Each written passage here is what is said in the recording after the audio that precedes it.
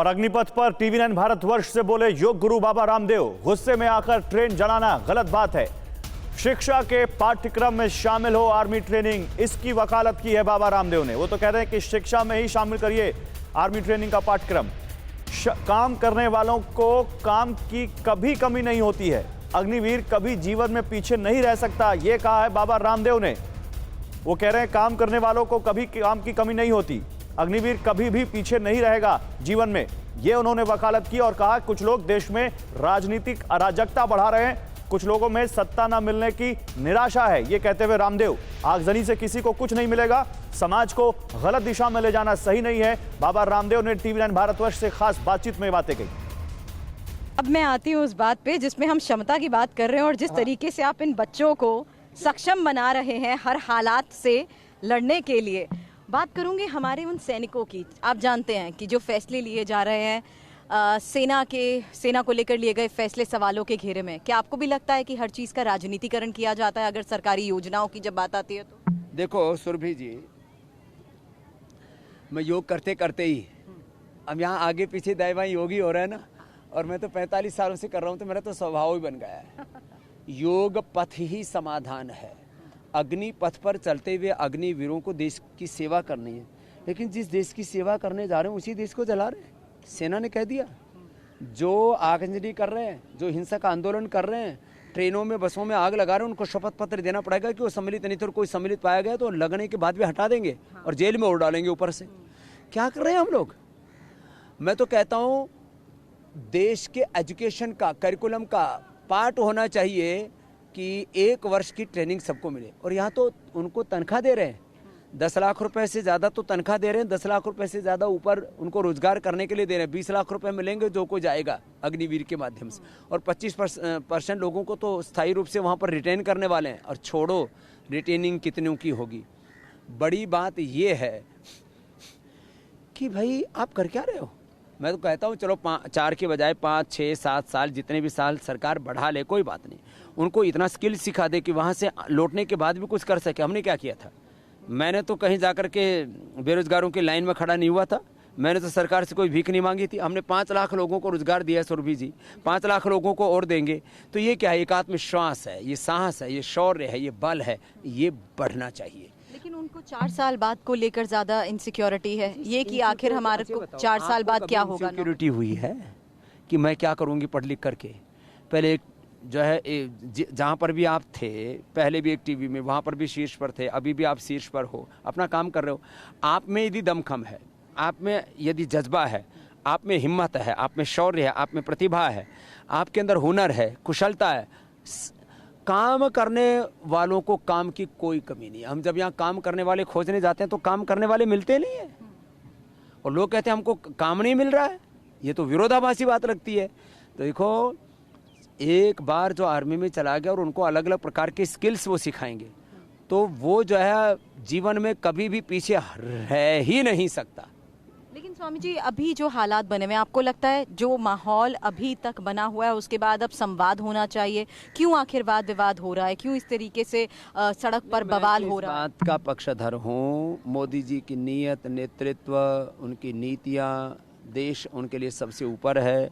कुछ लोग राजनीतिक बखेड़ा खड़ा करके, राजनीतिक अराजकता खड़ी करके, कुछ लोगों का एजेंडा है अराजकता बढ़ाओ, देश में आग लगाओ, अशांति बढ़ाओ, मोदी हटाओ, अमित शाह हटाओ। अरे भाई, ऐसे आगजनी करने से, अराजकता फैलाने से मोदी जी हट जाएंगे? वो लोगों के वोट के द्वारा चुने हुए हैं।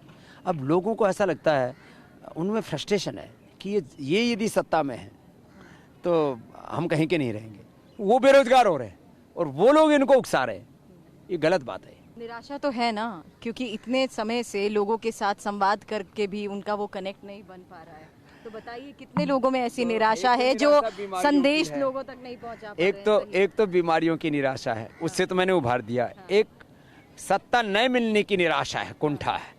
तो उसके लिए योग धर्म अपनाएं, राष्ट्र धर्म को निभाएं। जो योग करेगा उसका राजयोग अच्छा हो जाएगा। तो सब योग करें और 16-16, 18-18 घंटा पुरुषार्थ करें। अच्छा बताओ, मैं तो ना तो एमएलए, ना एमपी, ना सीएम, ना पीएम। अब अपनी बड़ाई करना अच्छा नहीं लगता है, लेकिन आप मेरे साथ पूरे देश में अनेक स्थानों पर घूमी हो, हाँ जी। ठीक है। आप ये बताओ 140 करोड़ लोगों में मेरी लोकप्रियता है किससे है? कोई सत्ता से, कोई संपत्ति से। अरे हम तो किसान के बेटे हैं और यहाँ तक पहुँचे हैं किससे है? तो हमने योग किया, लोगों की सेवा की, लोगों की बीपी, शुगर, थायराइड, अस्थमार्थराइटिस ठीक किया, लोगों को का मोटापा दूर किया, लोगों की निराशा को, कुंठा को दूर किया, उनके स्ट्रेस, एंजाइटी को दूर किया, लोगों को हमने आशा विश्वास दिया, लोगों को जीवन का सही तरीका सिखाया।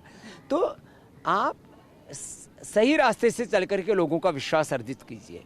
ये जो अराजकता फैला करके, अशांति फैला करके समाज को गलत डायरेक्शन दे करके, ये ठीक नहीं है। तो आपको लग रहा है कहीं ना कहीं विश्वास नहीं कायम हो पा रहा योजनाओं को लेकर? चाहे किसान का आपने जिक्र किया तो किसानों की पहले नाराजगी एक संशोधन यदि सरकार और कर ले, सारे अच्छे काम कर रहे हैं। हाँ। मैं तो मिलता भी रहता हूँ तो मैं बोल भी दूंगा सत्ता वालों से भी, लेकिन आप पूछ रहे तो फिर इंटरव्यू में भी बोल देते हैं। तो इसमें क्या है कि जब सरकार ना जैसे किसानों के लिए योजना बनाने तो एक किसानों का एक सम्मेलन बुलाना चाहिए था। क्या होता है, मोदी जी तो किसानों के लिए कर रहे हो तो भाई 1,50,000 एक बार बुला लो, उनके नेताओं से बात भी कर लो, एक बार सम्मेलन में संबोधित कर लो, उनके नेताओं के भी सुझाव ले लो और फिर किसी को गिला शिकवा नहीं रहेगा। फिर बाहर जाकर के कोई नहीं कहेगा जी हमको तो पता ही नहीं था, हमको तो चाहिए ही नहीं थे। उनके भले के लिए करो। बोले लेकिन अभी भी तो आंख में घी डाल रहे, अरे बोले मेरे आंख फोड़ेगा क्या? अरे आंख फोड़ नहीं रहा तेरी, अब आंख में घी डाल रहे हैं, हम अक्षय तर्पण करते हैं और बोले आंख फोड़ रहा है। अरे आंख नहीं फोड़ रहे थे, उसको पहले समझाओ, देखते हो आंख में अच्छे के लिए कर रहे हैं। तो हम यहाँ खून भी निकालते हैं लोगों का, उसको रक्त मोक्षण कहते हैं और उससे 10 साल का दर्द 10 मिनट में दूर कर देते हैं। लेकिन हम उसको पहले समझाते हैं, देख थोड़ा सा खून निकलेगा लेकिन तेरा 10 साल का दर्द 10 मिनट में दूर हो जाएगा। तो यहाँ भी तो सैनिकों के साथ अध्ययन की बात कही गई, लेकिन कई ऐसे पूर्व सैनिक हैं जो इसका विरोध भी। तो इसमें क्या था कि किसानों की बड़ी सभा लेनी चाहिए था, ऐसे ही जवानों, सैनिकों की, पूर्व सैनिकों की एक सभा ले लेते। 2 घंटा लगता, अब कई दिन खराब हो गए ना, 2 घंटे में बात बन जाती। और प्रधानमंत्री जी इस बात में तो बहुत दक्ष हैं, कुशल हैं और वो कनेक्ट एकदम से स्थापित कर लेते हैं, साइंटिस्टों से लेकर के, किसानों से लेकर, मजदूरों से लेकर के, पत्रकारों से लेकर के, सबके साथ। और वो कनेक्ट, जब भी कोई योजना बनाए, एजुकेशन की योजना बनाए तो बच्चों को, टीचर्स को, जो बुद्धिजीवी है उनको साथ में बैठा लें। जब साइंटिस्टों के लिए कोई योजना बनाए तो उनको बैठा लें। जब जो है किसी भी वर्ग के लिए, वनवासियों के लिए, आदिवासियों के लिए, दलितों के लिए, ओबीसी के लिए, जब भी कोई योजना बनाए तो उनको बैठा लें एक बार। और वैसे भी वो तो बहुत मतलब इतने हंसमुख व्यक्ति हैं, इतने मिलनसार हैं, मैं तो उनको लगभग पिछले 25 वर्षों से जानता हूँ व्यक्तिगत तौर पर। यहाँ पतंजलि योगपीठ के उद्घाटन में भी आए थे। मेरी यात्रा शुरू भी सूरत से, गुजरात से, वहाँ पर भी मैं सूरत में भी मेरे शिविर में आए जब वो मुख्यमंत्री थे तब। तो वो बस इतना एक संशोधन सरकार को जरूर करना चाहिए कि जिसके लिए योजना बनाए ना, उस वर्ग से पहले एक मतलब ऑफिशियली घोषित करके उस वर्ग के जो श्रेष्ठ बुद्धिजीवी हैं, जो उस अग्रणी लोग हैं, समाज जिनको मानता है कि ये इस क्षेत्र के बड़े चिंतक हैं, विचारक हैं, सबके हितैषी हैं, तो समाज के जो अगवा लोग हैं उनके साथ बैठ जाएं और एक बार सबके साथ सामूहिक पंचायत कर लें।